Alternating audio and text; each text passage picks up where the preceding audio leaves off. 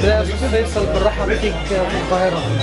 الله يحييك، والله احنا اللي تشرفنا بحضورنا مصر والقاهرة والأجواء الجميلة هذه اللي انتم دائما سباقين، يعني أهل مصر أهل كرم دائما. تمام. في البداية بس بحب أقول لحضرتك يعني أنت فكرة شباب البومب جت منين؟ في البداية. والله فكرة شباب البومب، احنا عندنا الشباب الشريحة الأكبر في المجتمعات العربية بشكل عام والمجتمع السعودي بشكل خاص. طبعا الشاب لما يحس انه في احد قريب منه يقرب منه.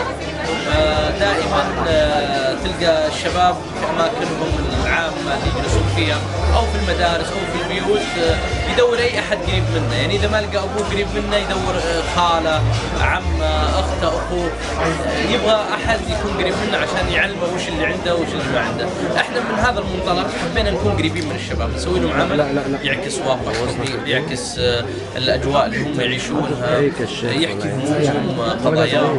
الحمد لله احنا الان خلال 5 سنوات قدرنا اننا يعني نوصل شريحه كبيره من الشباب السعودي والخليجي وايضا على المستوى العالمي. هل كنت تتوقع هذا النجاح الكبير قوي لشباب البومب بعد ما حقق 25 مليون مشاهد على اليوتيوب؟ لا، هو اكثر من 500 مليون مشاهده في الجزء الاول بس. نتكلم عن الجزء الاول. الجزء الاول 25 مليون.